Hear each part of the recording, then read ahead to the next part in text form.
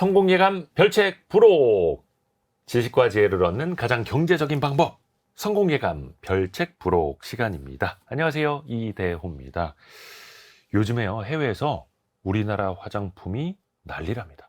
K-뷰티, 일부러 한국산 화장품을 사고 싶다라고 하는 외국 사람들이 진짜 많다고 하네요. 그리고 우리나라 찾아온 관광객들이 찾아가는 곳이 바로 화장품 매장이기도 하고요.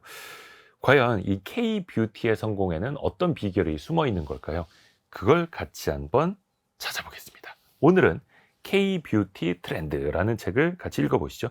이 책의 공동 저자인 전미영 트렌드 코리아 컴퍼니 대표와 함께 이야기 나눠보시죠. 안녕하세요. 안녕하세요.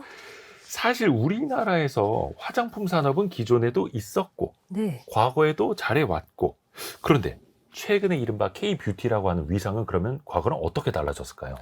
과거에도 대장금 같은, 그리고 또 별에서 온 그대 이런 드라마들이 히트를 치면서 한류 열풍을 입고 중국이라든지 한국 근처에 맞아요. 있는 나라에서 사실은 굉장히 잘 됐었거든요. 있었죠. 근데 지금은 그때와 비교하면은 약간 글로벌 차원이다, 이렇게까지 과장해서 말씀을 드릴 수 있을 것 같아요. 어떤 특정 지역, 특정 나라가 아니라 맞아요. 이제는 완전히 글로벌로. 맞습니다. 일본, 미국, 프랑스, 아마 신문에서 많이 만나보셨을 텐데요. 요걸 제가 숫자로 말씀을 드리면 훨씬 더 와닿으실 것 같아요. 네. 네, 글로벌로 봤을 때 가장 큰 소비 시장은 역시 미국이죠. 미국. 인구도 많고 또 소비력도 높고, 그죠? 네. 그 나라에서도 화장품을 사서 쓰실 텐데, 미국인들이 제일 많이 쓰는 화장품 브랜드는 역시 미국 화장품입니다. 그러면 두 번째로 많이 쓰는 나라의 화장품은 바로 K-뷰티, 한국 겁니다. 과거에는 너무 프랑스였는데. 프랑스인 적도 있었고 또 한때는 일본인 적이 있었고. 아하. 사실은 미국, 일본, 프랑스, 특히 프랑스가 이 전 세계 시장을 주도를 했었는데 한국이 그 자리를 차지했고요. 또 일본 같은 경우는 벌써 2022년부터 한국이 수입 화장품 1등 하고 있습니다. 일본에서는 수입 화장품 1등이 네. 한국산. 네. 이야, 대단합니다. 사실 이제 화장품 하면은 막 프랑스, 그렇죠. 그렇게 많이 좀 떠올렸었는데 이제 해외 시장에서는 우리가 화장품은 프랑스를 이제 밀어내는 수준이다. 그렇게 보셔도 됩니다. 와, 대단합니다. 근데 그게 대기업 제품뿐만 아니라 또 중소기업 제품들도 많잖아요. 네, 맞습니다. 그게 또 놀라운 거죠. 네, 사실은 과거에 한류가 불어서 이 K-뷰티 열풍이 불었을 때는 주로 한국에서 열심히 비즈니스 하시는 큰 회사들, 예. 대기업 위주로 이게 글로벌 시장에서 반응이 왔었는데, 요즘은 거의 들어보시면 이런 화장품 회사가 있었어라는 약간 이름도 모르는 낯선. 작은 회사들이, 또 수많은 회사들이 하나의 생태계를 만들어내면서 자기들끼리 경쟁하고 신제품 만들고 또 시장의 크기를 키워나가는 이런 건강한 모습을 보이고 있는 것도 또 특이한 현상입니다. 그러면은 아까 잠깐 그 대장금 이야기해 주셨는데 네. 정말 오래된 드라마긴 합니다. 맞습니다. 네. 요즘에는 사실 한류라는 표현도 잘 안 쓰기는 합니다만 예. 이게 어떤 우리의 K컬처, 예. 문화 덕분인지 그 배경을 좀 한번 볼까요? 네, 맞습니다. 사실 뷰티라는 제품은 보통은 백화점 1층에 위치해 있잖아요. 그렇죠. 굉장히 여성분들의 로망, 선망 이런 것들을 이끌어냅니다. 백화점 1층에 다 비싼 화장품이. 맞아요. 네. 거기 보면서 하나 사야지 이렇게 사람들의 로망과 선망성을 이끌어내기 때문에 이 브랜드 파워가 엄청나게 중요한 그 속성은 맞습니다. 그래서 그런 측면에서 본다면 이 한국인들은 예쁘다라든지 그런 우수한 드라마 속에 등장하는 연예인들 피부가 너무 좋아요, 예뻐요, 이런 것들이 나도 닮고 싶어요. 막 그렇죠. 이러면서. 분명히 문화적인 어떤 해자라 그럴까요? 예. 굉장히 글로벌 브랜드로서 브랜드적 후광을 만드는 데 역할을 하는 것은 사실입니다. 그렇지만 그것만이 이 K-뷰티를 만들었다라고 보기에는 제가 앞서 말씀드렸던 2010년대, 2012년대 그때와 양상은 조금 다른 것 같아요. 그래서 그게 하나의 K-뷰티에 관심을 갖게 되는 하나의 트리거, 시발점은 될 수는 있지만 아하. 그것 때문에 이 K-뷰티가 전 세계에서 이렇게 1, 2등을 다툰다 이렇게 볼 수는 없고, 그걸 기반으로 다양한 속성들이 어우러지면서 사실 지금의 성공을 이끌어냈습니다. 뭐 K-팝이나 콘텐츠 인기라면 잠깐 유행하고 그렇죠. 지나갔을 텐데 이거는 정말로 대세로 네. 가고 있으니까요. 그게 전부는 아니다. 그러면 어떤 맥락에서 이 K-뷰티의 성공을 좀 논해보면 좋을까요? 네, 저희가 최근에 왜 이 K-뷰티가 자동차 산업, 또 반도체 산업, 또 우리 가전 산업, 다양한 산업과 거의 어깨를 견줄 정도로 네. 이 수출이 중요한 어떤 품목이 되고 또 이렇게 1등을 하고 있나, 이런 것들을 살펴보니까 좀 특징이 있더라고요. 네. 우리 한국의 산업의 어떤 특성을 얘기하면 항상 글로벌 1등 하는 선도 기업들이, 형님 브랜드들이 작은 브랜드들을 이끌어간다, 이런 어떤 하나의 그 공식들이 있었잖아요. 네. 근데 K뷰티는 그런 것들이 좀 없는 것 같아요. 그래서 이걸 한마디로 말씀을 드리면 가치 사슬이 굉장히 톱니바퀴처럼 잘 맞물려서 돌아가는 좀 신기한 생태계를 이루고 있더라. 이런 말씀을 드리겠습니다. 뭔가 좀 강력한 생태계가 우리 땅에서 만들어졌다. 예, 맞습니다. 그래서 스타 플레이어, 삼두마차, 제가 이 세 개의 주체에 대해서 크게 말씀을 드릴 건데 예. 역시 이 K뷰티의 성공을 이끈 그 주인공은 브랜드사입니다. 근데 브랜드사는 아주 큰 대기업들, 과거부터 지금까지 한국 화장품 네. 시장에 있게 해주신 형님 같은 큰 대기업들도 지금 또 아주 좋은 역할을 하고 계시고요. A사, L사 뭐 이렇게. 맞습니다. 네. 네. 그리고 거기에 인디 브랜드라고 요즘 많이 부르더라고요. 그러니까 중소기업이라고 생각하시면 되는데 네. 작은 인디 브랜드들, 개성 강하고 아주 소비자와 밀접한 이런 인디 브랜드, 그러니까 브랜드사의 역할이 있고요. 두 번째는 이 생태계가 돌아가게 해주는 제조사라고 말씀을 드리겠습니다. 그래서 OEM, ODM 이렇게 생각하시면 좋은데 단지 이렇게 브랜드만 붙여서 파는 게 아니라 기획까지 해주는 ODM, 최근에는 브랜드도 만들어줘요. 그래서 제가 3천만 원만 있으면 제 브랜드를 만들 수 있다고 하더라고요. 3천만 원인데요? 네, K뷰티 브랜드 제 이름 성공 가지고. 예감 화장품 가능합니까? 가능합니다. 브랜드 로고부터 브랜드 뭐 이렇게 디자인도 해준대요. OBM이라고 한대요. 그래서 이런 형태로 생산 회사들이 아주 든든하게 떠받쳐 주시고 계시고요. 거기에 뭐니 해도 유통사 역할이 생각보다 큽니다. 사실 제가 제 이름으로 화장품을 만들었고 성공 예감으로 화장품을 만들었어요. 팔아줘야 될 거 아니에요. 파는 게 문제죠. 그렇죠. 뭐 온라인도 있지만 특히 이 화장품은 만져보고 써보고 사람들이 이게 좀 친숙해져야 되는데 한국 유통사가 생각보다 굉장히 플레이를 잘합니다. 그래서 이 유통사 그리고 생산 회사, 제조사, 그리고 브랜드사 이 삼두마차가 서로 주고받고 이렇게 여러 가지 영향을 끼치면서 하나의 큰 단단한 K뷰티라는 어떤 산업의 성공을 이끌었다. 이렇게 말씀드리겠습니다.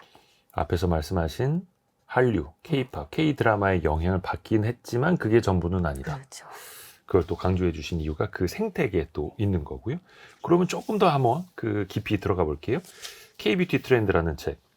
6개의 개념을 좀 키워드로 나눠서 말씀해 주시더라고요. 네. 어떤 것들이 있는지 또 이게 어떻게 나온 개념인지도 좀 설명 부탁드릴게요. 이 K뷰티의 성공 비결 제가 삼두마차가 이끄는 하나의 어떤 성공이었다 말씀을 드렸지만 네. 이분들이 그냥 가만히 있었는데 성공하고 그런 게 아닙니다. 사실 이분들의 어떤 특성들이 히스토리가 전화위복이라고 한 말씀 드릴게요. 전화위복. 네, 지금 요즘 트럼프의 글로벌 간설 전쟁 때문에 모든 산업에서 힘들잖아요. 요 정도 느낌의 글로벌 위기, 또 정책적 위기, 국가 간의 어떤 힘듦, 어떤 사드 이런 거 생각나시잖아요. 그죠? 네. 그래서 이런 어떤 위기들이 정말 거의 한 2년에 한 번, 3년에 한 번 K뷰티 시장에 꽝꽝 터집니다. 얼마나 힘드셨을까요? 그 어려운 위기 상황을 정말 목숨 걸고 극복을 하시고 해결을 하시면서 하다 보고 내 지금 눈앞에 있는 위기를 해결하다 보니 어느새 이 K뷰티가 건강해지고 튼튼해지고 인정받고 이렇게 위기가 이렇게 온 거예요. 그래서 그러니까 그 사드 보복 직전까지만 하더라도 K뷰티가 중국에서 맞아요. 어마어마하게 네, 잘 나가는 중국. 면세점에서 막 맞아요. 사람들이 보따리로 사가고. 따이공이라고 하시는 분들이 막 이만큼 사가고 맞아요. 그때 뭐 또 한국 화장품 회사의 주가가 또 얼마나 엄청 올랐습니까? 네. 근데 그 이후에 급전직하했었고 네. 그 어려움을 또 거의 이겨내면서 그렇죠. 사실은 좀 10년 가까운 시간이 또 필요했던 거예요. 맞습니다. 네네. 한 국가에 지나치게 의존하면 안 되겠구나. 어떻게 하면 여러 국가에 우리가 시장을 확대할 수 있을까? 정말로 절치부심하시면서 그 위기를 극복해 왔는데 이걸 조금 더 멋진 표현으로 말씀을 드리면 네. 한마디로 6글자입니다. 트렌드 대응력. 시장 대응력입니다. 대응력인 것 같아요. 이 트렌드 대응력을 저희가 그래서 어떻게 대응했는지를 조금 더 구체적으로 보니까 기획을 잘하셨고 아주 빠른 속도력을 가지고 가셨고 또 주도력 이 회사의 어떤 직원분들이 힘을 가지셨고 또 어떤 미디어 매체 이런 변화에 대응을 잘하셨고 상품 잘 만드셨고 또 우리 소비자들이 또 지원해 주셨고 덕후력 이렇게 저희가 총 6개의 파워 6개의 파워. 그렇죠. 그걸 한번 만들어 봤습니다. 그러면 첫 번째 파워는 역시 기획력입니다. 기획력. 네. 사실 이제 기획한다라는 것 자체가 참 넓은 개념이긴 합니다. 맞아요. 제일 어렵기도 하고요. 네. 근데 그 원천은 역기획이 있어요? 예, 뭔가 맞습니다. 거꾸로 기획을 했다는 네, 겁니다. 너무 정확하게 말씀해 주셨는데요. 이 기획이라는 게 참 정의하기가 어렵습니다. 그런데 이렇게 한번 생각해 보시면 될 것 네. 같아요. 제가 오늘 출연하려고 우리 이대호 편집장님 만나뵈려고 네. 아 예쁘게 하고 가야지 하고 옷장을 딱 열었어요. 네. 옷이 가득 차 있어요. 그렇죠. 입을 게 없어요. 항상 그러죠. 항상.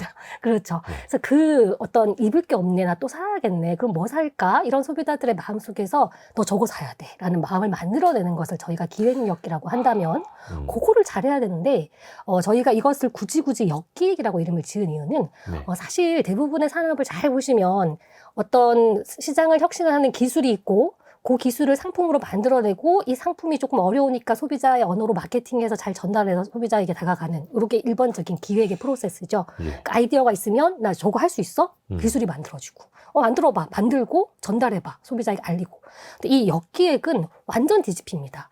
소비자들이 그 리뷰 데이터를 쓰잖아요. 네. 막 리뷰 데이터, 이 제품이 좋아요, 싫어요. 옛날에는 그걸 불평불만이라고 생각했는데 그 리뷰에서부터 출발을 하는 거예요. 소비자들이 이런 니즈가 있네. 이걸 어떻게 해결할 수 있지? 그걸 해결할 수 있는 기술이 있나? 그럼 이게 상품으로 나올 수 있을까? 이렇게 소비자들의 미충족된 니즈로부터 반대로 흘러갑니다. 그래서 요걸 저희가 역기획이라고 했는데 사실 저희가 만든 건 아니고 뭐 아마존에서 일하는 방식이다 하면서 역기획 책 이런 것들도 있기는 합니다만 충족되지 않은 니즈를 맞습니다. 거꾸로. 예. 그래서 요거 제가 사례를 말씀을 드리면 훨씬 더 이해가 되실 것 같아요. 그래서 이제 화장품 회사의 성공 스토리인데요.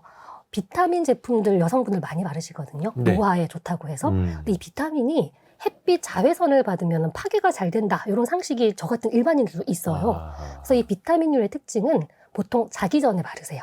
아침에는 안 바르고 이거 햇빛 받으면 파괴돼 이런 네. 게 저도 그런 어떤 그런 고정관념이 있거든요. 이게 진짜인지 모르겠으나 아마 과학적으로도 근거가 있을 겁니다. 그래도 그런 어떤 불평들을 한 뷰티 회사가 이제 이렇게 리뷰를 읽으시고 그러면 선크림을 그 비타민이 파괴가 되지 않을 정도로 강력하게 만들어 버리면 어떨까? 그래서 이런 아이디어로 아예 그냥 선크림 네임에 비타민 E 무슨 선크림 이렇게 만들었더니 대박이 난 거예요. 그래서 어머. 이거 비타민 바르고 위에 덧발라도 되나 보다 사람들이 사는 거예요. 그냥 햇볕만 차단하는 게 아니라 영양분도 같이 흡수할 수 있게끔 해주는. 맞습니다. 네, 이런 것들이 이제 통하는 거죠. 또 이 노화에 좋다고 알려져 있는 비타민 C라는 성분이 있는데 이제 워낙에 뷰티 쪽이라 그냥 재밌게 들어주시면 좋은데 비타민 C는 또 고정관념이 갈변이 잘 된다. 약간 갈색으로 잘 바뀐다. 그래서 네.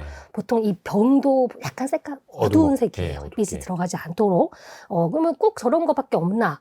이게 조금 이렇게 갈변되지 않는 성분은 없을까? 그렇게 해서 우리 한국 화장품 회사들, 많은 화장품 회사들이 찾아낸 성분이 또 이름 어렵습니다. 제가 이거 외우질 못해서 적어왔는데 네. 나이아신 아마이드. 아. 네, 이 성분이 비타민 C를 좀 대체할 수 있는 노화를 방지할 수 있는 성분이고 요거는 또 낮에 발라도 돼. 그래서 이것도 색깔이요. 핑크 색깔이에요. 그래서 비타민 C는 평소에는 뭐 노란색인데요. 갈변이 되고요. 그거 고정관념 벗어내고 핑크색으로 노화 관리하세요. 이렇게 해서 또 대박이 난 거예요. 그러니까 아주 작지만 소비자들의 어떤 일상적인 행동 습관 이런 데서의 불편을 찾아내고 거기서 상품을 만들어내는 이런 것들을 저희가 역기획이다. 이렇게 이름 붙였습니다. 이거는 하나의 사례일 뿐이었습니다만 그만큼 사람들이 충족하지 못했던 그 빈틈을 찾아내서 기획을 했다라는 거네요. 대단하네요. 그러니까 제조사는 또 이런 식으로 기획을 하는 거고 유통사도 그 틈새를 또 찾아냅니까? 맞습니다. 제조사는 조금 어려운 점이 자사 데이터만 있어요. 우리가 출시해서 이렇게 깔았는데 며칠 만에 팔렸다라든지 어떤 성분의 제품의 인기가 많다든지 그런 데이터는 계속 보시잖아요. 예. 근데 유통사는 모든 브랜드의 데이터를 갖고 있습니다. 특히 그 몇 층에다가 어떤 글씨가 보이도록 해서 배치를 했을 때 사람들이 좋아한다. 그리고 요즘은 좀 소용량이 잘 팔린다. 요즘 사람들은 무슨 성분을 좋아하고 어떤 재질을 좋아한다. 그러니까 이런 것들을 총체적으로 분석할 수 있는 종합 데이터를 갖고 계시니까 그것을 분석해서 고객사들에게 막 거의 뭐 가외 수준으로 티칭을 하십니다. 옛날처럼 1년에 한 번 이렇게 불러놓고 뭐 컨퍼런스 하고 올해 잘 부탁드립니다. 그런 거 아니고요.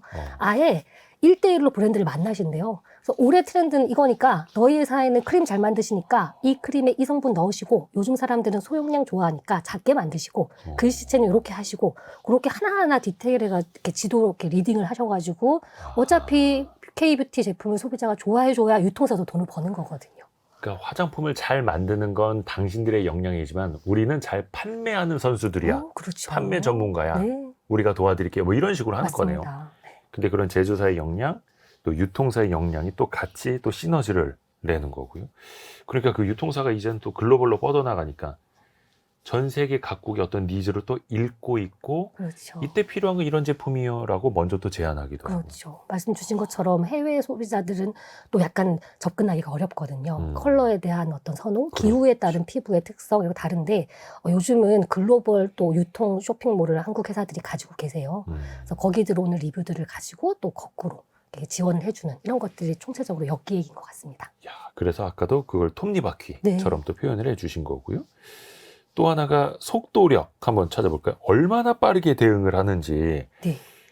신제품이 얼마나 걸립니까? 이거 실제로 기획하고 제품화되기까지. 네, 통상적으로 우리가 그냥 평균 웬만한 안정적인 뷰티 화장품들이 신제품을 출시하는 주기가 일반 제품하고 비슷합니다. 우리 스마트폰이 1년에 한 번씩 나오잖아요. 예. 마찬가지로 화장품도 12개월에서 한 18개월 정도 걸리는 게 정설이고요.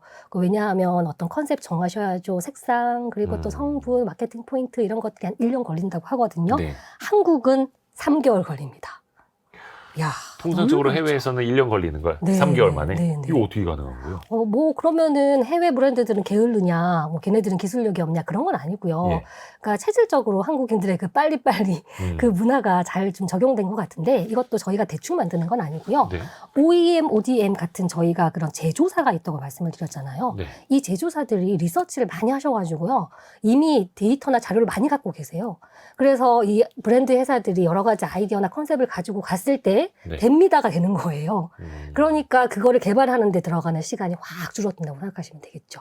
그래서 그런 어떤 ODM 제조사의 역량이 일단 떠받쳐 주시고요. 예. 그리고 이 한국 K뷰티 화장품에 이따가 말씀을 드리겠지만 의사결정 시스템이 굉장히 빠릅니다. 그래서 보통 이 큰 회사들은 밑에서 아이디어를 찾고 팀장님, 부장님 뭐 이렇게 쭉 올라가면 1년 걸린다고 보시면 되는데 한국 회사들은 굉장히 셀 단위로 의사결정을 하기 때문에 의사결정을 하는데 속도가 지체가 되지 않습니다. 그래서 이런 회사의 어떤 속도력 그리고 제조사의 역량 이런 것들이 유통사의 또 어떤 배달이라든지 이런 시스템들 이런 것들이 좀 총체적인 것 같아요.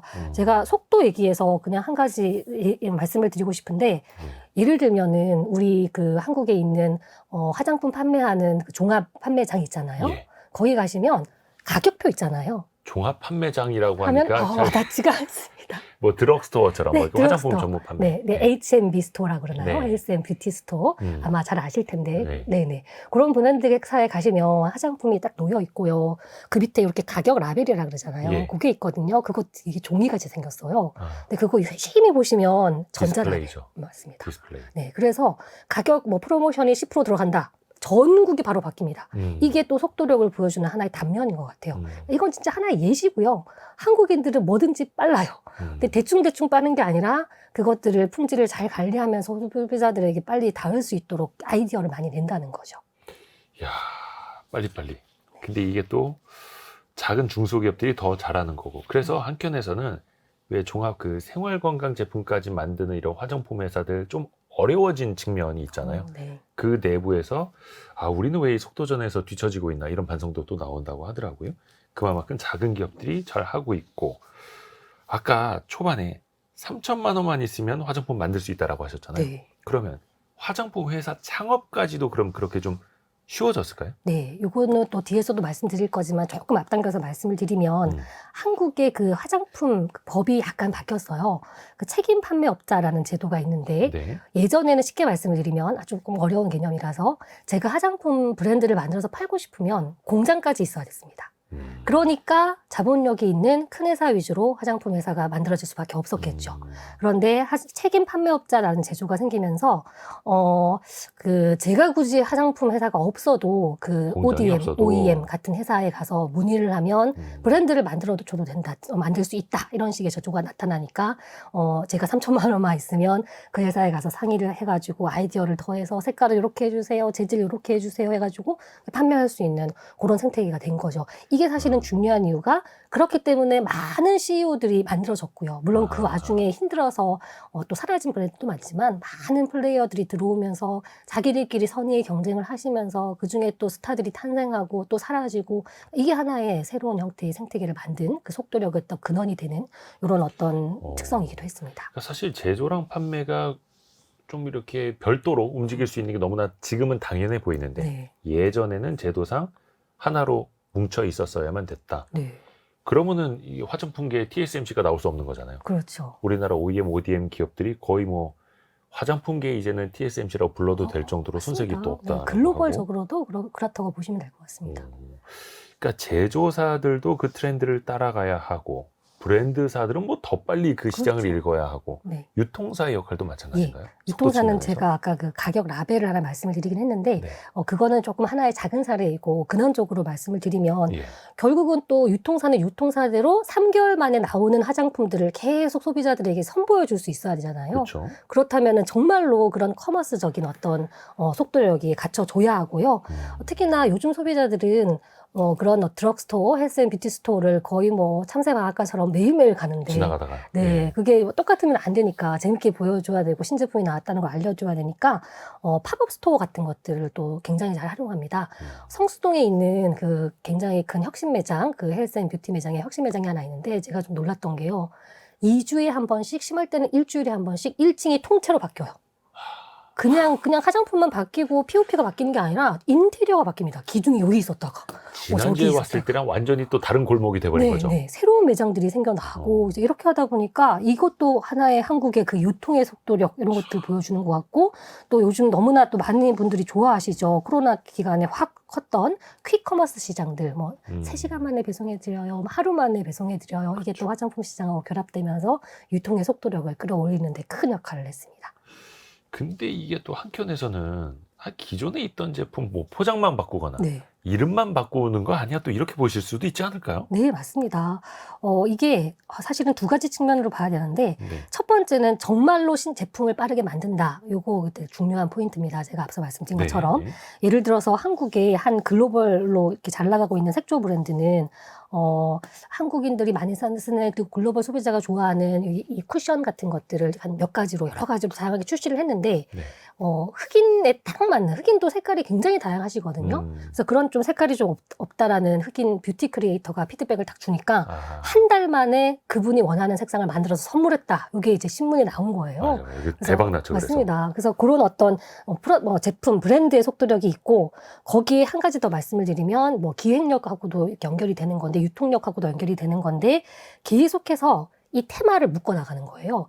어제 갔던 매장에서 요 4번째 매대에 선크림이 있었는데 거기서 어떻게 묶냐면 기획전 같은 걸 하셔가지고 클린 뷰티 이벤트 이래가지고 여기 있던 그 선크림을 저쪽으로 옮겨서 클린 뷰티를 만들고 또 어떨 때는 또 뭐 여름이니까 선크림 발라보시겠어요 하면서 저쪽에서 또 만들고 이렇게 위치를 계속 바뀌고 소비자들에게 테마를 던지고 너의 뷰티에 대한 고민을 상담하고 이렇게 엮어주면 새 제품처럼 느낍니다. 왜냐하면은 그 브랜드 매장에 가시면은 너무나 많은 화장품 브랜드가 있기 때문에 어제 발견 못했던 걸 오늘 또 발견하게 되거든요. 그러니까 소비자들은 늘 새롭다. 그러니까 내 화장품 그 화장대에 화장품이 이미 많이 있지만 나는 새로운 저걸 또 사야 한다. 이런 마음들을 갖게 되는 거죠.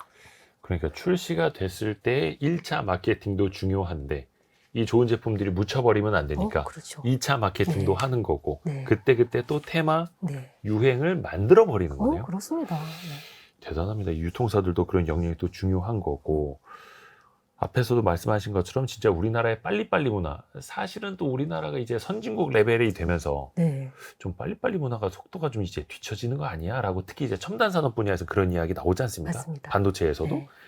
화장품은 여전히 빨리빨리네요. 네, 화장품은 이 빨리빨리가 사실은 굉장히 중요한 강점이 됐습니다. 사실 한국인들은 너무 빨리빨리 해서 뭐 절차도 무시하고 뭐 안전사고도 나고 이런 어떤 비판도 있었거든요. 과거에. 그런데 AI 시대가 되고 이런 또 어떤 디지털 시대가 되면서 빨리빨리가 굉장히 중요한 경쟁력이 돼버린 겁니다. 아하. 샘 알틀먼이 자기 회사 직원들에게 그랬대요. 네. 너희는 세상에서 제일 빠르게 실행하는 회사가 돼야 돼 라고 했다는 거예요. 어느새 이 시장이 바뀌면서 속도라는 게 중요한 경쟁력이 됐고 특히 우리 이제 뷰티 시장의 중요한 타겟인 이 Z세대, G세대들은 또 굉장히 또 실증 잘 느끼시고 새로운 거 좋아하시잖아요. 그러니까 이분들하고 또 빠른 속도가 잘 맞는 겁니다. 그러니까 여러 가지 측면에서 이 한국이 원래 가지고 있던 빠른 속도의 문화가 탄거조 시대를 한마디로 말씀을 드리면 저희는 일부 예상한 것은 아니나 어떤 디지털의 시대, AI 시대, 그리고 소비자의 변화 이런 것들을 잘 타면서 굉장히 중요한 경쟁력으로 부상했다. 이렇게 말씀드릴 수 있습니다. 이야, 대단합니다. 정말 세기를 주도하는 것 같습니다. 또 여기서 나오는 키워드가 주도력이에요. 예, 맞습니다. 주도력. 예. 이거는 특히 조직 문화를 의미해요? 예, 맞습니다. 너무 잘 아시겠지만 성공하는 기업들을 만나보시면 사실 조직 문화가 참 좋습니다. 그런데 이걸 이제 한 기업이 아니라 K뷰티라는 산업적으로 봐도 조직 문화가 굉장히 특이하더라고요. 근데 요거는 제가 말씀드리기가 조금 위험할 수도 있는 것이 사람마다 그 조직 문화가 다르기 때문에 네. 뭐 조금 너무 저렇게 배워야 한다는 말씀은 아니고 그렇죠. 뭐 성향이나 생각하는 바가 다를 수 맞습니다. 있으니까요. 네, K뷰티는 저렇게 문화를 가지고 있구나 이렇게 말씀을 드리면 되는데 생각해 주시면 되는데 네. 세 가지 정도 말씀드려 볼게요. 일단은 직원들이 대표님 말씀 안 들어요. 그래서 대표님이 내년에 뭐 유행할 것 같은데 개발해 볼래? 자기가 생각했을 때 아니면 안 듣습니다. 그래서 뭐 약간 그 오너십이라 그럴까요? 스스로 그런 어떤 것도 있고. 그러니까 탑다운에서 뭔가 찍어내리기가 안 된다는 안 거예요? 됩니다. 네네. 저희가 인터뷰했던 한 그 회사에서 해주신 임원님이 해주신 말씀인데, 박사님, 저희 회사 직원들은 정말로 똑똑하고 유능해서 솔직히 이게 뭐 한국을 북한하고 통일시키라고 하면은 통일시킬지도 모르는 사람들이에요. 그 정도 일 잘하거든요. 근데요, 회장님이 이래라 저래라, 뭐 신제품 개발해라 그건 안 들어요. 그러니까 그 정도로 자기의 어떤 확신, 자신의 어떤 오너십, 나에 대한 어떤 믿음 이런 것들이 강하더라고요. 그게 왜 그런가를 봤더니 권한을 주세요. 근데 정말로 할 수 있는 파워를 주시고 말만 너네가 중요해 그게 아니라 해봐 하고 싶은 거 해봐 이렇게 권한을 주시고 특히 또 이 K뷰티 시장이 젊은 세대를 타겟으로 해서 그런지 모르겠으나 그 젊은 타겟을 이해할 수 있는 사람들 약간 덕후력이 있는 사람들이 또 직원으로 일을 많이 하세요. 그래서 저희는 회사들을 만날 때마다 와 회사 조직 문화가 좀 젊다. 그리고 또 직원들이 거의 뭐 CEO처럼 일하신다. 왜 그럴까? 저분들은 정말 약간 뷰티에 이렇게 덕후가 되신 분들인가? 네, 약간 그런 어떤, 공통점이 발견되더라고요. 그래서 그런 것들이 그 전반적인 산업에 좀 확산되어 있습니다. 이건 근데 나이 문제는 아닌 것 같아요. 그러면 40대, 50대는 없어요. 그렇지 않고요. 40대, 50대들도 20대처럼 일하시고요. 그래서 뭔가 이 문화가 젊다. 약간 이런 인상을 받았습니다. 젊은 회사라는 의미가 그냥 평균 연령이 낮다가 아니라 네. 조직 문화가 젊다라는 거. 네, 그러니까 기존의 사고방식, 기존의 업무 방식과는 확실히 다른데 네. 근데 사실상 그거는 또 위에서 그만큼의 권한을 각각의 책임자에게 줬다라는 뜻이고요. 그렇죠. 그래서 이게 대기업보다는 중소, 중견기업들이 훨씬 더 빠르게 움직인 맞습니다. 그 배경이 되는 거고 설립한 지 얼마 안 된 회사가 전통적인 우리나라 뷰티 회사의 시가총액을 또 넘어선 게 얼마 전에 또 엄청난 화제가 맞습니다. 되기도 했고요. 근데 이게 제품 개발이라는 게 다 성공할 수는 없잖아요. 예.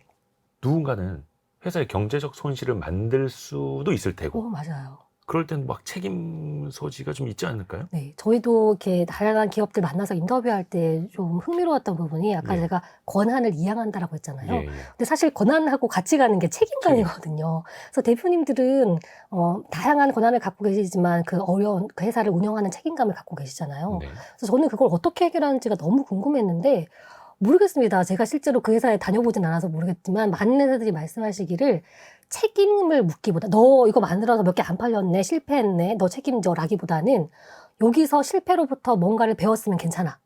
그러면 다음에 우리가 그거를 안 하면 되잖아. 그래서 이거를 레슨 앤 런 문화라고 하더라고요. 예를 들면은 유통사 예를 들자면 제가 이제 MD예요. 제가 보기에 저 회사가 브랜드가 괜찮을 것 같아요. 그래서 요번에 발주를 합시다 하고 이제 샀어요. 그래서 유통사들 뷰티 유통사들은 대부분 사입한다고 그래서 회사 창고에 쌓아놓거든요. 네. 그거 안 팔리면 완전 악성 재고가 그렇죠. 되는 거고 매일매일 창고비 내야 하는 거고 사실 리스크가 큰데 이제 그런 것들 안 팔린 거 이제 이렇게 하는 날 이렇게 모여가지고 같이 이제 토론하고 본대요. 그래서 저는 제가 만약에 MD면 그거 보고 있으면은 좀 심장이 두근두근 할 것 같거든요. 책임 묻지 않는답니다. 책임 묻지 않고 오히려 거기서 무슨 이슈 때문일까? 우리가 뭘 놓쳤을까? 이런 것들을 같이 토론하고 그거를 다음 이제 기획에 반영한다고 합니다. 그래서 이런 식의 어떤 학습 경험 이런 어떤 그런 것들을 이렇게 놓아가면서 노하우가 차곡차곡 쌓이는 것 같아요. 그래서 똑같은 실패는 하지 않는다. 그리고 이런 어떤 실패로부터 학습해 나간다. 그러니까 이게 사실 저희가 조직 문화라고 말씀을 드렸지만 예. 절대로 정책, 제도, 뭐 교육 이걸로 한 번에 되지 않는 것 같고요. 정말로 공기처럼 하나의 회사에 스며드는 문화 약간 이런 느낌인 것 같아요. 그래서 그런 것들을 많은 회사들이 자사에 맞게 발전해 오지 않았나 이렇게 저희는 판단했습니다. 어떻게 보면 실리콘밸리 IT 기업처럼 네. 그런 조직 문화를 갖고 있는 게 우리나라 중소 뷰티 기업들이라는 네. 거고요. 신기합니다. 그리고 나오는 게 대응력입니다. 아까 시장이 굉장히 빠르게 대응한다라는 이야기도 해주셨는데 그냥 빠르게 대응하는 게 아니라 이건 또 시대의 흐름까지도 읽고 만들어내는 대응도 있는 것 아닙니까? 네, 맞습니다. 대응력은 사실 좀 큰 얘기라서 저희가 이 대응력을 조금만 더 구체적으로 말씀을 드리면 미디어 환경이나 아니면 콘텐츠 환경에 대응한다. 이렇게 조금 말씀드려보겠습니다. 사실 6개 속성이 다 대응하는 것이기 때문에 네. 굳이 이렇게 작은 대응력은 미디어의 변화. 그러니까 회사들이 우리 브랜드를 이렇게 홍보하기 위해서 어떤 매체를 활용하지? 이런 미디어의 매체의 어떤 대응력. 그리고 또 요즘 나오는 다양한 콘텐츠나 IP들과 어떻게 대응하지? 이렇게 두 가지로 저희가 초점을 맞춰봤는데요. 사실 만들어가는 거죠. 사람들에게 너는 이게 매력적으로 보일 거야. 너 이거 좋아할 거야. 보여주는데 요거 말씀드리면 되게 재밌을 것 같아요. 최근에 우리 캐릭터들이 모든 산업을 망라하고 콜라보레이션 하셔가지고 옷도 만들어내시고 커피숍에 가도 콜라보 하시고 굿즈 파시고 요즘은 캐릭터 콜라보가 정말 유행이거든요. 많죠. 근데 한국은 K뷰티는 특히 인디 브랜드들이 많잖아요. 예. 그 인디 브랜드들이 그런 어마어마한 캐릭터 브랜드의 IP를 사가지고 그것도 한 시즌에만 팔고 그거 하기 돈이 없으세요. 정말. 엄청 비싸죠. 그 유명한 캐릭터들. 네, 얼마나 하고 싶으시겠어요. 네. 뭐 강아지도 데려오고 싶고 유명한 뭐도 가고 싶은데 그럴 때 또 이 유통사가 나섭니다. 유통사가 대표로 그 IP를 좀 구매하셔가지고 우리 매장에 입점하는 다양한 인디 브랜드들이 쓸게 하더라고요. 그러면 약간 규모가 나오죠. 그죠? 그리고 대전 이런 느낌이 들면서 사람들이 그것도 수집을 하시죠. 그래서 이런 식으로 캐릭터를 쓰는 콘텐츠 대응력도 좀 많이 바뀌었고요. 거기다가 또 그때그때 뜨는 그런 캐릭터들 이런 것들 만들어내는 것도 중요해지고 또 아까 제가 매체 말씀도 드렸지만 지금 소비자들이 반응하는 미디어는 뭐지? 그 미디어의 어떤 언어, 문법에 사람들이 반응하지? 이런 것들에 이제 그런 것들을 태우죠. 그래서 소비자들에게 그게 직관적으로 이해되도록 해주죠. 그리고 또 인플루언서 말씀 안 드릴 수 없죠. 또 그런 인플루언서들 발굴해서 그들과 협업을 어떻게 하지? 그래서 아주 작지만 우리 제품의 매력을 소비자들에게 전달하는 그런 부분의 대응력이다 말씀드리겠습니다. 그러니까 뭔가를 도입하는 것, 또 보여주는 것 하나부터 10까지. 또 그게 말씀해 주신 그런 콘텐츠 시장이 또 빠르게 변화하다 보니까 네. 거기에 맞게도 같이 흘러가야 하는 거고요. 또 K뷰티 브랜드의 성공 한마디로 또 요약한 부분이 있더라고요. 틱톡에서 알리고 아마존에서 팔아라. 네. 이거 어떤 의미입니까? 이거는 약간 글로벌 시장에서의 성공 규칙이다 이렇게 말씀을 드릴 수가 있는데 네. 한국 화장품이 이제 글로벌에서 성공을 하고 싶으면 물론 한국에 방문해서 한국의 K뷰티 샵에서 구매도 하시지만 또 해외에 많이 나가야 되잖아요. 네. 근데 해외에 나가서 오프라인 매장을 만들고 오프라인 매장에 입점하는 데는 시간과 돈이 많이 듭니다. 네. 거기다 리스크도 있죠. 속도도 있고요. 그럴 때 제일 유용한 게 그 온라인 시장 아니겠습니까? 네. 그 온라인 시장에서 굉장히 또 큰 형님은 또 아마존이 아니겠습니까? 근데 이 아마존에 입점을 하려면 아무나 입점시켜주지 않죠. 입점 테스트 같은 것들을 하는데 그럴 때 너가 틱톡과 같은 소셜 미디어에서 얼마나 뷰가 나오는 그 브랜드야? 그리고 이런 것도 있어요. 너 한국의 드럭스토어에 매대에 몇 번째 위치에 있어 사진 찍어와 이런데요. 그래서 이렇게 여러 가지 유통사와 미디어사에서 얼마나 성과를 퍼포먼스를 보여주는지를 보고 온라인 입점이 결정되면 글로벌 온라인 입점하게 되고 또 거기서도 검색했을 때 선크림 검색했을 때 K뷰티 화장품이 좀 위에서 검색이 돼야 될 거 아니에요. 그럼 또 검색이 잘 되도록 하는 노하우가 있습니다. 어떻게 키워드를 집어넣으면 검색이 잘 되나 이런 것들도 K뷰티 화장품들이 노하우를 갖고 계세요. 그래서 그런 자잘한 노력들이 결합되어서 결국은 틱톡에서 대박이 나고 그게 아마존에서 판매 1위로 올라가고 또 1위가 되면 다시 또 연속적으로 매출이 일어나는 그런 순환들 그리고 아마존에서 1등을 하면 이제 오프라인 글로벌 채널에 들어갈 수 있고 이런 순환이 발생합니다. 완전 그 선순환 궤도에 딱 올라서는 거네요. 그때부터는. 그렇죠. 어떻게 보면은 큰 플랫폼에 들어가기 전에 성과를 또 어느 정도는 보여줘야 하고 또 먼저 유명해질 필요가 있는데 그렇죠. 그게 그냥 이 손바닥 안에서 SNS로 어느 날 갑자기 전 세계적으로 유명해질 수 있는 네. 물론 치열한 노력이 필요하겠습니다만 이게 틱톡을 빼놓을 수 없는 이유는 뭘까요? 네, 요거는 제가 조금 주의 깊게 말씀을 드리고 싶은데 네. 한국 시장, 한국 소비자들이 좋아하는 소셜 미디어하고 네. 글로벌 특히 미국 시장에서 좋아하시는 소셜 미디어가 약간 성격이 다르대요. 한국인들은 그래도 우아하고 고급진 걸 좋아하잖아요. 그래서 필터가 좀 들어가는 인스타그램을 좋아하시고 네네네. 별스타그램을 좋아하시고 반면에 틱톡은 조금 더 자극적이고 속도가 있고 영상이 짧고 약간 덜 정제 조금 더 낡은 느낌의. 맞습니다. 예. 네, 그렇게 됐는데 한국인들과 이제 미국 소비자들이 좀 직감적으로 다르대요. 그런 어떤 차이가 좀 있답니다. 근데 여기서 중요한 게요. 이 별스타그램 같은 경우는 추천 알고리즘이 제가 팔로우를 한 사람들 그걸 바탕으로 얘는 취향이 이렇구나 이게 이렇게 추천이 되거든요. 네, 그래서 네, 네, 네. 팔로우 수가 많은 인플루언서가 유리합니다. 그렇죠. 그래서 나는 100만 가지고 나 500만, 나 1000만 이게 되게 중요합니다. 예. 그래서 제가 아주 이렇게 초짜면 그 별스타그램 초짜면 사실은 중국 받기가 어려워요.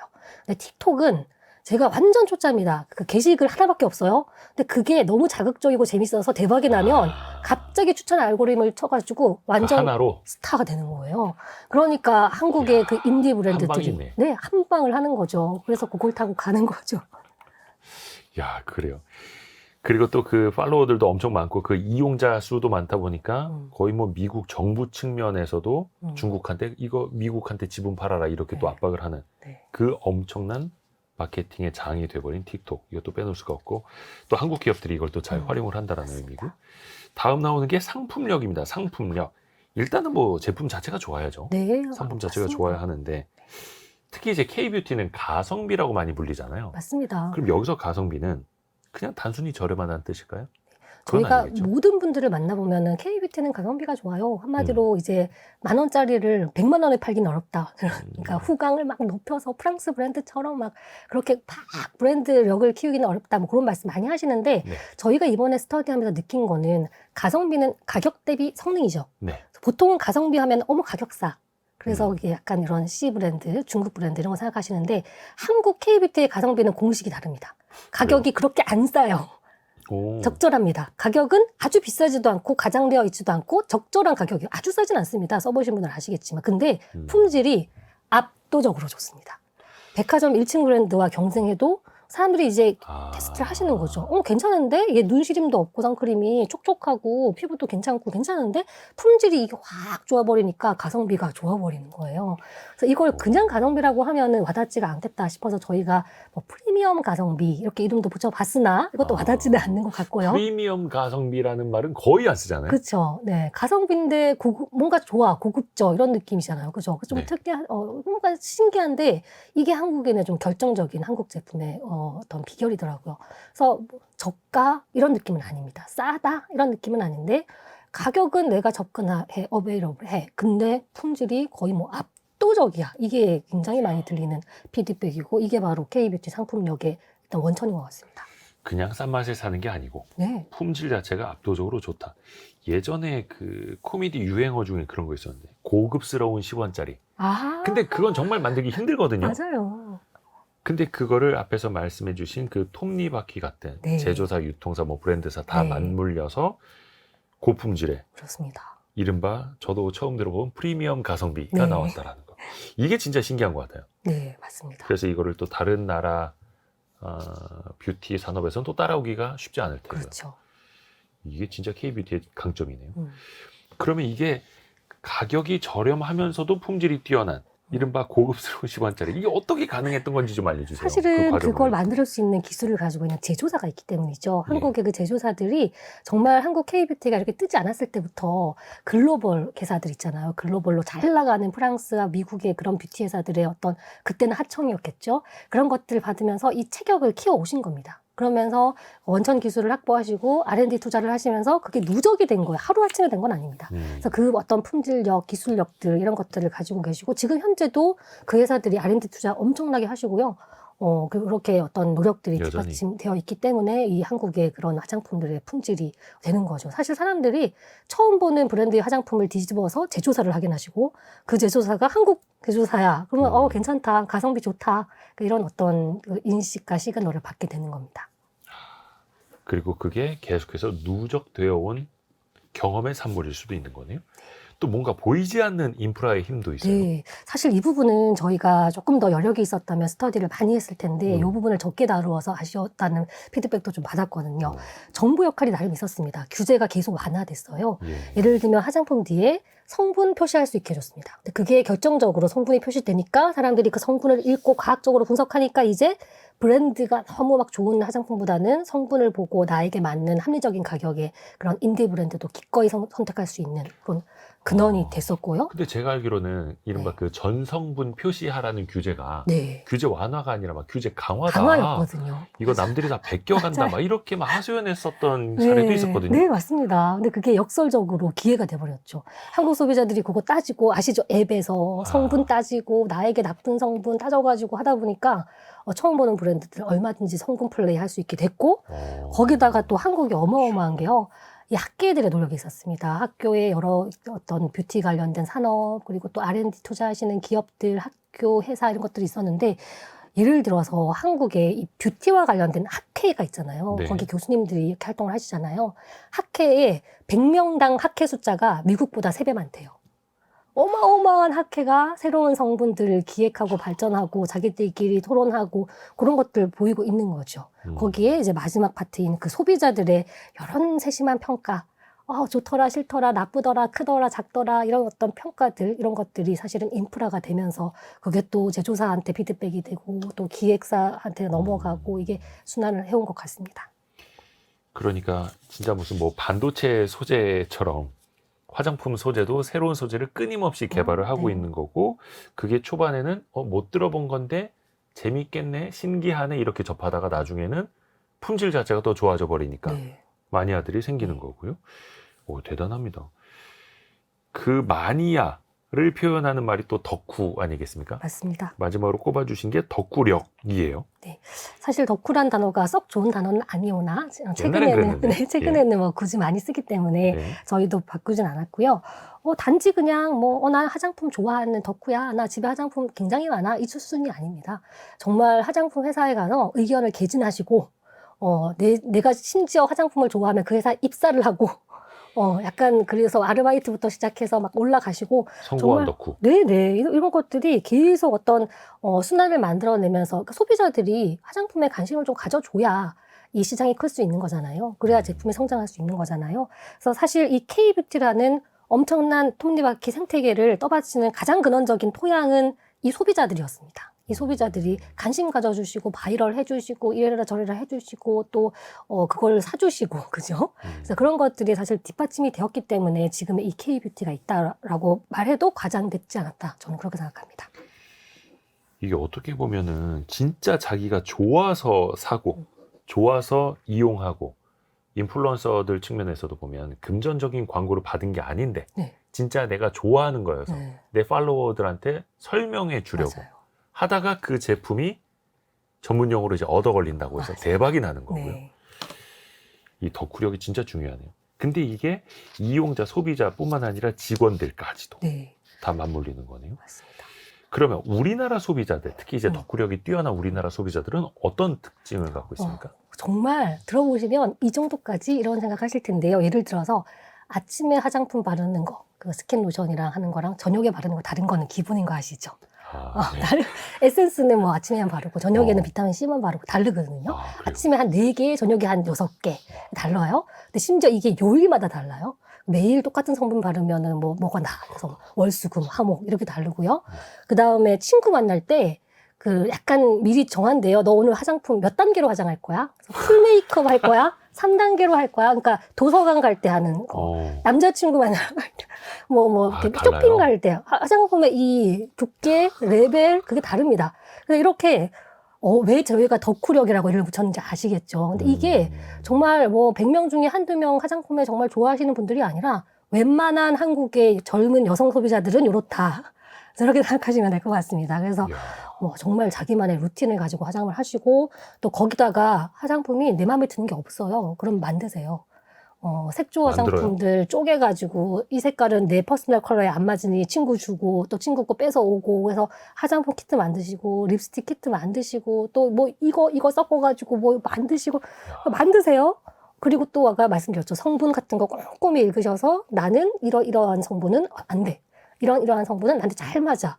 그래서 이제는 그런 식으로 어떤 성분에 대한 덕후, 그리고 커스텀 맞춤 덕후, 그리고 루틴 덕후, 이런 어떤 다양한 차원에서의 한국 소비자들의 덕후력이 그래서 제가 토양이다라고 말씀을 드린 것 같습니다. 그러니 화장품 종류가 셀 수 없이 많은 거고, 네. 그러니까 그 셀 수 없이 많은 제품들이 많이 팔리는 거고. 네. 저는 얼마 전에 이제 중3 딸이랑 그 뷰티 스토어 잠깐 간 적이 야. 있는데 제가 봤을 땐 다 똑같은 색깔이거든요. 하늘 아래 같은 색깔이 없습니다. 그런데 그게 다르대요. 네. 발음은 또 달라지네요. 네. 야, 아빠는 이해를 못하겠으나 네. 어찌됐든 그게 우리나라 K-뷰티 하나의 또 네. 큰 산업이 돼가고 있는 거고 그런 덕후력을 갖춘 소비자들이 모여서 또 강력한 산업을 네. 또 이끌어가는 거네요. 왜 요즘에 외국인들 사이에서 그런 챌린지도 유행이래요. 한국 가서 몇 달 살다 보면 예뻐진다. 잘생겨진다. 네. 그래서 그걸 막 입증하는 뭐 챌린지 영상도 올리고 비포 하더라고요. 앤 애프터를 하는 거군요. 네. 가기 전, 가고 나서. 그래서 이게 또 한국인들처럼 이렇게 6개, 8개 바르시면 예뻐질 수밖에 없습니다. 네. 그게 또 해외로 또 뻗어나가면서 또 한번 홍보가 예. 되는 거고요. 우리가 그 K-뷰티의 성공 요인으로 이 K-뷰티 트렌드라는 책도 같이 읽고 있고 이 안에서 기획력, 속도력, 주도력, 대응력, 상품력, 덕후력까지 살펴봤는데요. 이런 트렌드가 얼마나 더 이어질까요? 이게 또 걱정되는 측면에서는 아 이것도 반짝 아니야? 네. 몇 년이나 가겠어? 이렇게 보시는 측면도 있거든요. 네. 박사님은 어떻게 생각하세요? 저희도 이것이 굉장히 큰 질문이었고요. 많은 K뷰티 전문가들 저희가 만나서 조사할 때마다 여쭈었던 꼭 필수 질문이었는데 네. 한결같이 거의 평균을 내면 만점일 거예요. 이제 시작이다. 이렇게 말씀하시더라고요. 오. 왜냐하면 말씀드린 것처럼 화장품은 뭐 한두 개 발라서 끝나는 게 아니고 그 교체 주기나 이런 것들이 짧잖아요. 거기다가 이제 글로벌로 여러 가지 뭐 인도라든지 뭐 동남아 뭐 저기 오일 나는 나라 아무튼 아직 한국 화장품이 완전 1등하지 않은 그런 지역들도 확산될 거고요. 거기다가 남성 소비자 굉장히 중요한 분들입니다. 이 남성 소비자들 이분들이 또 뷰티 시장에 눈을 띄기 시작하면 또 새로운 차원의 시장이 열리는 거거든요. 거기다가 또 시니어 시장, 뭐 어린이 시장, 그 시장의 어떤 세분화 이런 것들이 할 일이 많습니다. 그래서 저희도 그런 얘기를 듣다 보니까 이제 시작이구나. 지금 K뷰티가 최고다라고 하는데 얼마든지 더 성장할 수 있는 여지가 있구나. 그래서 요때 기회를 조금 잘 살려보셔야겠다. 저희는 그런 식으로 결론을 한번 내려봤습니다. 사실 저도 20대 때부터 방송을 했습니다만 피부 관리를 잘 안 했거든요. 네. 바르는 것도 막 귀찮고 네. 막 선크림도 잘 안 네. 바르고. 근데 요즘에는 주변에서 하도 그러니까 뭘 챙겨서 발라야 되나 보다. 저 같은 사람이 안 사다가 두세 가지 종류만 사도 엄청나죠. 또 시장에 또 네네. 도움이 되는 거고 남성들도 네. 요즘에는 20대 남성들도 미리미리 가꾼다 하더라고요. 맞아요. 주름은 생기기 전부터 관리해야 된다라고. 맞습니다. 대단합니다. 군대에서 우리 군인분들께서 화장품 얼마나 많이 쓰시게요. 그러게요. 네, 군대에서도 가꾼다고 하고. 맞습니다. 이게 말이 안 되는 것 같기는 합니다만은 요즘 젊은 세대는 생각이 다르다. 맞습니다. 예전에 위장 크림도 그냥 막 보급 나오는 거 발랐는데 요즘에는 보급 나오는 위장 크림 바르면은 이상한 분위기라 하더라고요. 네네. 얼굴도 세수할 때 비누 아무도 안 쓰고요. 남성분들 다 이제 클렌징 폼 이런 것들 쓰시고요. 서서히 그런 변화들이 생겨나고 있는데 이것도 재미있는 통계인데 남성 기준으로는 그 한국 남자들이 화장품 개수 쓰는 게 제일 많대요. 그리고 2등이 영국이래요. 영국 남자보다 한국 남자가 쓰는 화장품 개수 숫자가 2배래요. 그러니까 우리 한국 남자들 안 쓴다 하지만 많이 쓰고 있는 거고 또 이분들이 또 세계적으로 영향을 미치면 또 변화를 가져오겠죠. 대단합니다. 또 그런 시대에 큰 산업이 또 만들어지는 거고요. 그러면 이 K뷰티가 앞에서도 이제 산업적인 측면에서 그 현장에 계시는 분들이 이제 시작이다. 네. 그렇게 말을 한 거잖아요. 그러면 더 큰 인기를 얻기 위해서 또 오래 가기 위해서 필요한 건 또 뭐가 있을까요? 네, 한 2가지를 생각해 봤는데 쉽지는 않은 것 같습니다. 첫째는 프리미엄 가성비라고 말씀을 드렸으나 그래도 가성비 포지셔닝이에요. 그러니까 10,000원짜리를 100만 원에 파는 브랜드는 아직 한국은 그 성공 공식이 아닌 거죠. 근데 그쪽으로 가면 좋겠죠, 그죠? 네. 그래서 지금처럼 서로 너무 경쟁하고 단가 경쟁하고 출혈하기보다는 우리도 약간 더 프리미엄하게 고급지게 럭셔리하게 팔면 좋지 않을까? 그런 숙제가 있는데 이게 반드시 방향은 아니고요. 그런 것도 또 새로운 축으로 성장할 수 있지 않을까? 이렇게 보는 어떤 과제가 하나 있는 것 같고 두 번째는 근원적인 과제인데 K뷰티에서 K를 떼고도 성공할 수 있어야 한다. 이게 이제 K뷰티 사장님들, 대표님들의 생각이십니다. 우리가 그 미국의 팝을 모르고 아메리칸 팝이에요. 이렇게 안 하잖아요. 그냥 팝. 네, 팝이죠. 그래서 한국 화장품이 이제 한국이라는 그 어떤 백그라운드를 빼고도 브랜드 이름만 가지고 저 브랜드 좋은 회사야. 저 브랜드는 가치가 있어. 라는 어떤 포지셔닝을 하려면 한국의 후광을 서서히 버리고도 인정받는 그런 브랜드들이 생겨나야 될 것 같고, 그래서 사실은 한국 화장품은 어떤 유명한 브랜드 이름, 브랜드 유명세보다는 상품 하나하나 개별 플레이어의 성공, 어떤 사례로 지금까지 성공을 만들어냈는데, 이게 차곡차곡 쌓이면 이제는 그 하나의 브랜드가 좀 되지 않을까? 근데 시간은 좀 걸리지 않을까? 저희는 결국은 또 브랜드 싸움이다. 그렇게 좀 보고 있습니다. 이게 사실 격세지감입니다. 이제는 K자가 붙으면 글로벌 프리미엄이 돼요. 예. K-팝도 그렇고, 뭐 K-드라마, 뭐 K-푸드도 그렇고, K-뷰티 뭐 당연하고, 뭐 K-방산, 밀리터리도 그렇고, 이 대단한 나라가 됐습니다. 그래서 오히려 더 산업에서는 이제는 K자 떼고, 계급장 떼고 붙었을 때 이길 수 있는 상품을 만들어요. 이런 말까지 나오는 시대가 됐네요. 그렇죠. 놀랍네요. 또 이 책을 보니까 이 K-뷰티 트렌드가 그 단순한 트렌드 책이 아니라 어떻게 보면 경영서에 더 가깝더라고요. 네, 맞습니다. 그러면은 뷰티를 떠나서 다른 산업 측면에서 배워볼 만한 건 좀 어떻게 생각해 보면 좋을까요? 네. 뭐 조직 문화, 뭐 젊은 사람들을 고용하세요 이런 말씀을 드리고 싶은 건 아니고요. K뷰티 한 분 하나하나 회사도 굉장히 좋은 플레이를 해오셨지만 산업 전반으로 봤을 때 어떻게 그런 생태계가 형성되었을까 이런 것들도 하나 꼭 배울 수 있을 것 같고, 또 거기다가 이 뷰티 회사의 특징이긴 합니다. 사실은 속도를 그만큼 3개월 만에 낼 수 있고 그런 속성이긴 하지만 그런 어떤 속도력에 대한 어떤 특성들을 또 회사에 좀 이식할 수 있겠죠. 하지만 제가 반도체 회사나 가전회사, 자동차 회사에 가서 속도력을 높이셔서 자동차를 1년에 하나씩 내지 마시고 뭐 3개월에 하나씩 내세요. 그 말씀을 드릴 수는 없지만 그런 속도를 추구할 수 있는 조직의 의사결정 모형이라든지 또 그 직원들의 마인드 세팅이라든지 그런 점에서는 우리가 분명히 배울 점이 있는 것 같습니다. 좋습니다. 많이 배웠습니다. 네. K-뷰티 트렌드, 이 책을 오늘 읽어봤고요. 이 책을 관통한 핵심 구절 하나를 박사님께 직접 좀 낭독을 부탁드리려고 합니다. 네, 제가 읽겠습니다. 네. 무릇 잘 나가는 시점에서 미래를 내다보며 스스로를 개혁하는 것은 쉬운 일이 아니다. 불어닥치는 경제적인 환경 변화는 그 순간엔 위기라고 불리지만 새로운 혁신을 도모하다 보면 어느새 트렌드에 살아남는 대응력을 갖추게 된다. 전화위복이라는 말씀 드리고 싶습니다. 그러면은 맨 처음에 말씀하셨던 거랑 거의 비슷한 네. 취지겠네요. 네. 진짜 힘들 때 K-뷰티가 새로운 길을 찾았다. 네. 이거는 K-뷰티뿐만이 아니라 다른 산업, 다른 기업들도 마찬가지겠네요. 맞습니다. 개인도 마찬가지인 것 같고요. 우리가 지금 너무 잘 나갈 때 거기에 안주하지 마시고 스스로를 말이 되는지 모르겠으나 계속해서 위기 상황으로 내모십시오. 그래야 우리가 일론 혁신을 머스크처럼? 합니다. 네. 좀 힘든 일이긴 합니다. 네, 힘듭니다. 세계 최고의 부자인 일론 머스크도 항상 뭔가 데드라인들 만들어 놓고 네. 본인을 저기 벼랑 끝까지 밀어붙인다고 하지 않습니까? 그렇죠. 물론 그게 치열하죠. 힘들죠. 근데 그렇게 해서 살아남는 기업만이 또 세계를 또 주도할 수 있고 그래야만 또 앞에 K자가 붙을 수 있는 걸 테고요. 트렌드 코리아 컴퍼니도 그렇게 밀어붙이나요? 예. 저희도 그런 문화를 한번 만들어 보겠습니다. 책을 빨리 써야 된다. 너무 날카로운 훅 들어오셔가지고 깜짝 놀랐습니다. 네. 오늘은 K-뷰티 트렌드 코리아 컴퍼니의 전미영 대표와 함께 읽어봤습니다. 도움 말씀 감사합니다. 네, 감사합니다. 고맙습니다. 별의별 이야기를 책을 통해서 나누는 별책 부록 마칠 시간이고요. 월요일 아침 9시 5분에 다시 찾아뵙겠습니다. 성공 예감은 오늘도 여러분을 응원합니다. 고생하셨습니다.